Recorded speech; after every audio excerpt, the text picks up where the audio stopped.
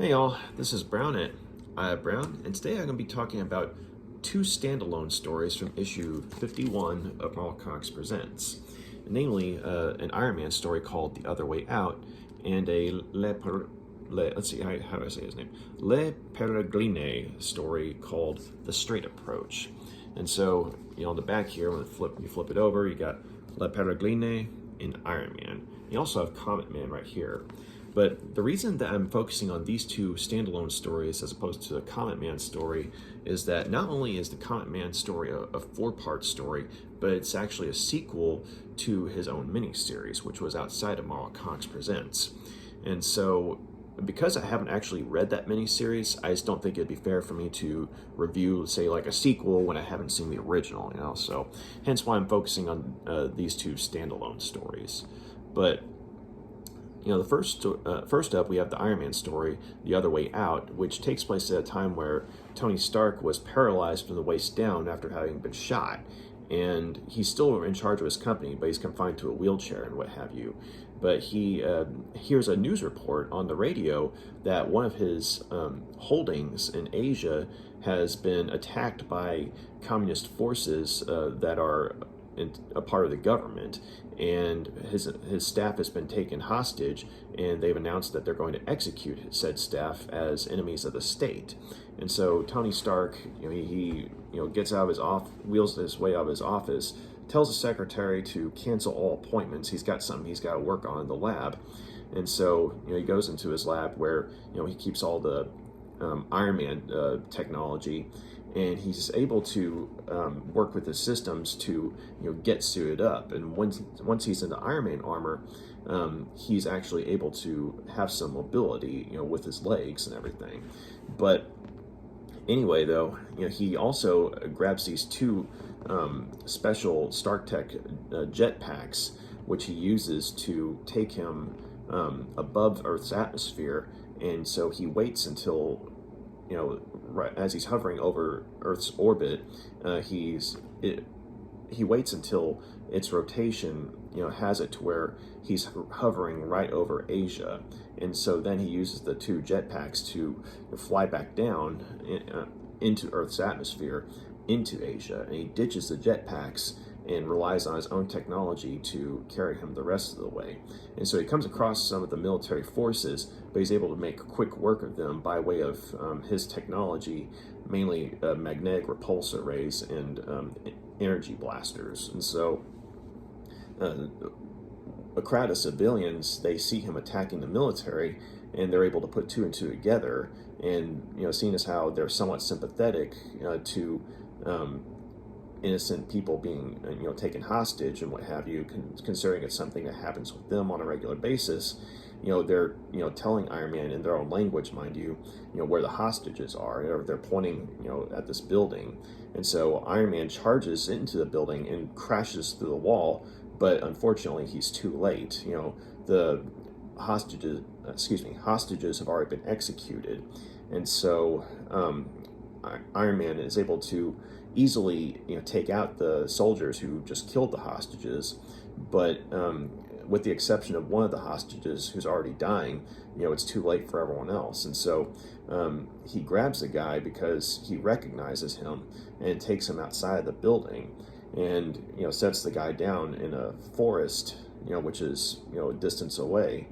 And the guy recognizes him. Granted, he recognizes Iron Man, because at this point in time, the public still didn't realize that Iron Man and Tony Stark were one and the same. They just thought that Iron Man was his mysterious bodyguard, So the guy, as he's dying, the Stark employee, he's saying it's good to see Iron Man again, and he asks him to, tell Tony the next time he sees him that he's glad that he got out of, the country, he took the safe way out of the country, because apparently Tony had actually been working over there, but had been evacuated, when the communist government took over, whereas the rest of his employees, decided to just stay on and try and weather the storm. But obviously that didn't work out well for them. So, the guy dies, and, Tony, he's just, left standing over the guy's body. And so later on, he goes back to his headquarters, and sometime later, he makes this, he types up a statement, to the media for his people to give to the public, and basically he's cutting ties with Asia until that particular government is out of power, and because of the constant threats and acts of violence against innocent civilians and Stark employees. And so that's how the story ends, and it just ends with Tony Stark just sort of with his head down at his desk over the statement that he's just typed up, just because he knows that this is just, it's the only way he could really try and protest, considering that he's a mover and shaker in the industry of technology, and so is so are a lot of the companies in Asia. But I guess he just figured if he just pulled out and he refused to contribute anything to them, then maybe it would get the world's attention and say, hey, get these people out, So I thought that, for a short story, I guess you could say it's too one and done, but at the same time, though, I appreciate that it does show, say, that there's like a human cost to things like hostile governments and what have you, in the sense that, if I remember correctly, stuff like this was going on in Asia for quite some time, even say in the 80s and 90s, and maybe not to the degree that it's shown here, but it was definitely, there was definitely stuff going on where civilians were being repressed and what have you. So I just thought that it was interesting having kind of a comic book perspective of that.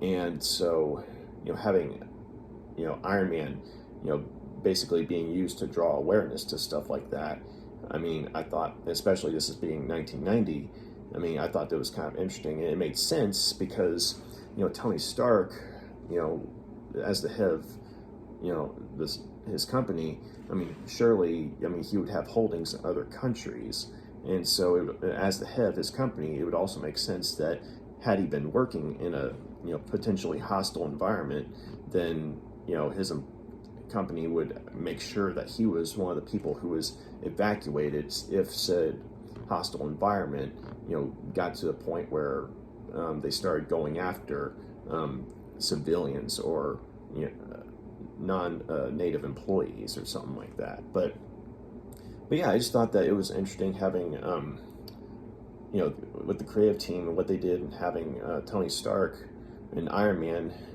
be the, I guess you could say, voice for change, as it were. So a short one and done story, but at the same time something that while it does show Iron Man at work with his technology and his strategy in terms of, say, using the jetpacks to fly above Earth's atmosphere so he could conserve power for his own suit, that was pretty clever. So it still feels like an Iron Man story for sure, as opposed to, say, just a protest story that just happens to feature Iron Man. It feels like an Iron Man story that also acts as a protest story. So I'm going to go ahead and give this one 4 out of 5 stars.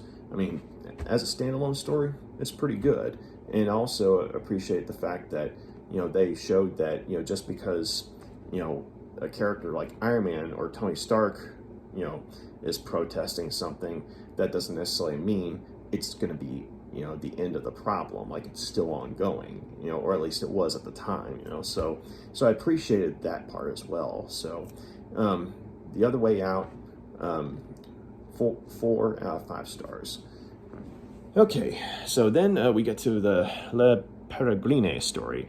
And if I'm saying the guy's name wrong, I apologize. I'm not too familiar with the character, but I've seen him like here and there and other things. But basically, he's a French mercenary who at this point in time is working for a character named Silver Sable, I believe.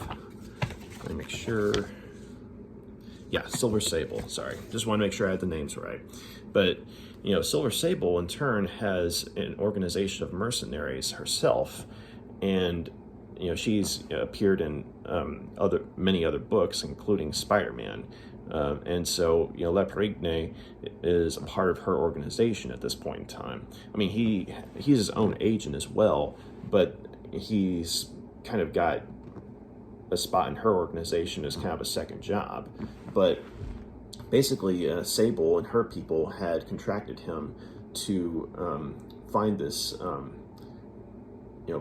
facility out in the ocean and obliterate it, because it was basically a hazard to the environment or something like that. But once he gets to this rig, though, he's ambushed by forces in the American government. I guess you could say the Navy, because it turns out that the organization that Sable was putting Le Perigne on this mission for was actually Stain International, which not only is a rival to Tony Stark's company, but also it's an organization that's been known to double deal with both friendly and enemy powers. And so if there's an enemy of the United States, they'll deal with them too. And so apparently that was something that was going on here. And so Le Perigne, he initially peacefully surrenders to the authorities, but when he finds out what's going on, once he gets the information he needs, he's able to escape from them, and he's able to use non-lethal force against the guys, with his weapons and what have you, and he's able to, hightail it out of there. And so he rendezvous with the ship from Stain International to where he's supposed to touch base with them. And so at first, they're all thanking him for promoting like a free market economy by going along with this mission, by destroying this derelict rig. But it turns out, though, that Le Perigne had in turn sabotaged their ship by attaching explosive devices to it, and he tells them that they have 15 minutes to get out of there. And so everyone hightails it out, and as he flies away, he's thinking to himself that Silver Sable's going to be upset with him for basically causing a bit of international trouble with the American government, when she had thought that the assignment was basically on the level. But at the same time, he's like, hey, I put a little extra panache in it. I took out the rig and the people who double dealed. And so that's basically how the story ends.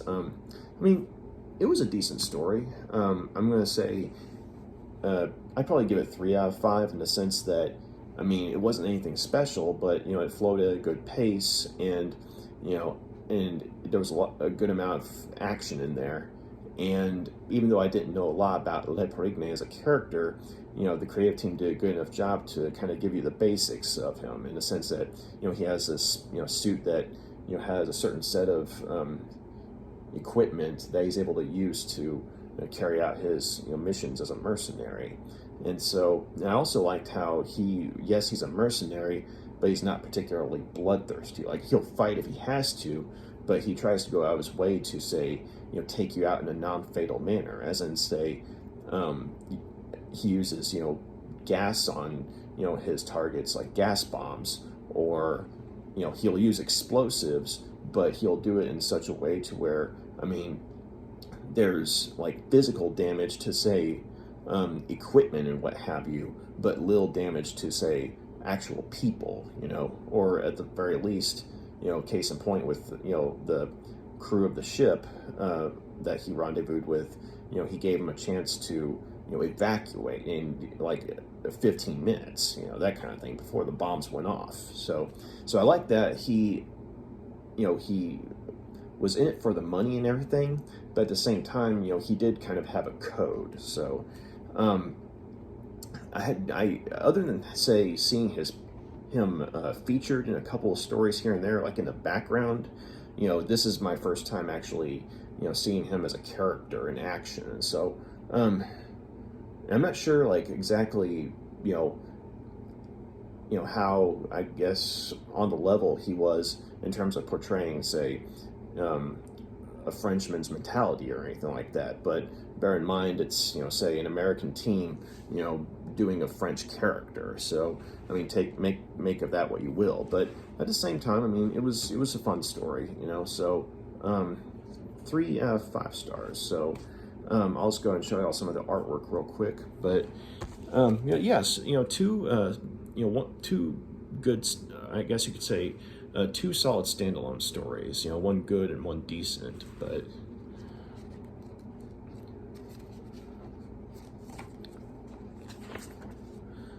so you got Mark Bright doing the pencils for the Iron Man story.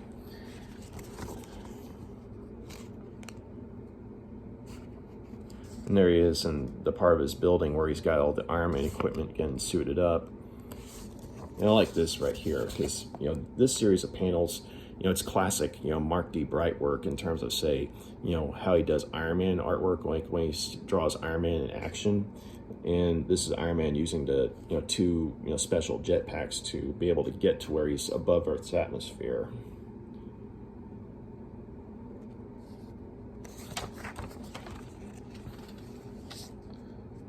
And of course, you see him in action once he sets down in Asia, and he's using his repulsor rays to, throw, the military's equipment aside.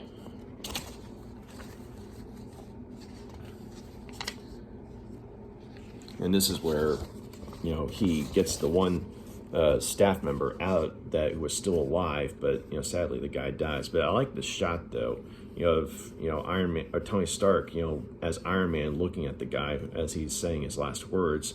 And while you don't see like anything in the way of, say, Tony Stark's eyes, through the eye holes or anything like that, it's like you could still get the impression that there's some humanity there at the very least, because you see the dying employee's face reflected right there. So I always like that shot. And then of course you got a simple one right here, where Tony Stark's just heard the guy's last words, and it's just kind of having a moment of silence, So simple but effective.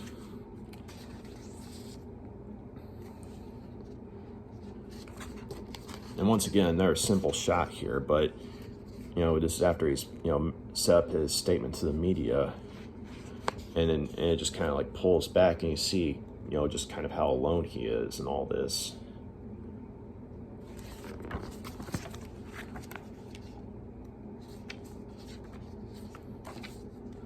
And then, for the Le Peregrine story, or Le Perigrine story, there is an action. He's got there he is throwing one of his gas bombs at the hostiles, and an exploding bola, which he uses to take out one of their heavy artillery pieces.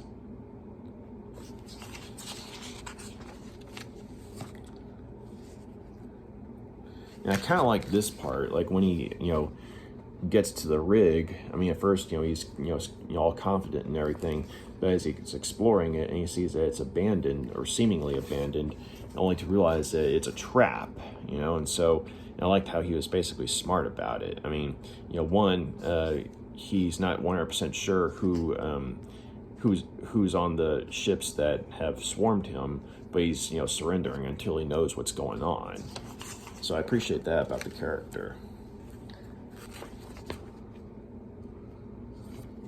And there's the Navy basically just telling him what's really going on, and he hightails it out of there. And this is when the rig that he's assigned to destroy finally explodes. And then there he is rendezvousing with the Stain International ship. And the crew on that ship, basically they're congratulating him and everything, and then he's telling them, hey, you guys need to hightail it out of there, otherwise you're going to be dead in 15 minutes. And so, there he goes off, kind of chuckling away. But But yeah, so that was the two standalone stories from Marl Cox Presents, and yeah, that was my take on them. I mean, you know, simple one and done stories, but both enjoyable in their own ways, and you know, some good artwork in both cases. And but yeah, so thanks for taking the time to check out my review. You got any questions, comments, please drop a line and let me know. And you like what you see here, please feel free to like and subscribe. So y'all have a good day. Take care. Bye.